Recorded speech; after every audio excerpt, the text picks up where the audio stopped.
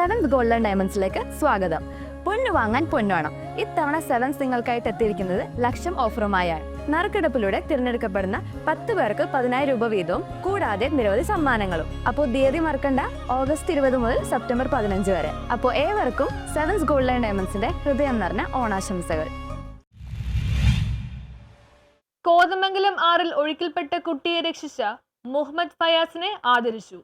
കുടമുണ്ടപ്പുഴയിൽ കണ്ണാടിക്കോട് തടയിണക്ക് സമീപം ഒഴുക്കിൽപ്പെട്ട അദ്വൈത് എന്ന 10 വയസ്സുകാരനെ അതിസാഹസികമായി രക്ഷപ്പെടുത്തിയ Kavalangad Saint John's higher secondary school 10ാം ക്ലാസ് വിദ്യാർത്ഥി മുഹമ്മദ് ഫയാസിനെ സ്കൂൾ മാനേജ്മെന്റും സ്റ്റാഫും PTA ചേർന്ന് മൊമന്റോയും ക്യാഷ് അവാർഡും നൽകി ആദരിച്ചു.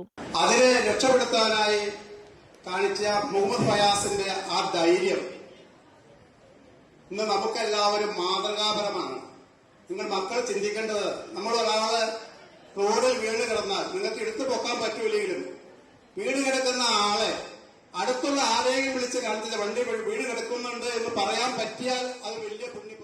ഭാഗികമായി ഒഴിവാക്കി അതില് ഒരു രക്ഷകന്റെ റോള് വഹിച്ച ഒരു മകനെ അല്ലെങ്കിൽ നിങ്ങളുടെ കൂട്ടുകാരനെ ആദരിക്കുവാനായിട്ടാണ് പെട്ടെന്ന് ഈ ഒരു കൂടിവരവ്.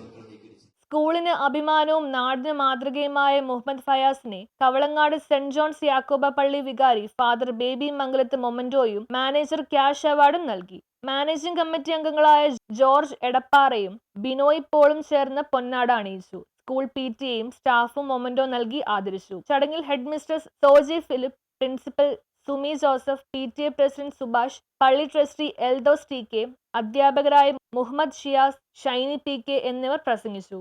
News bureau, Kothamangalam.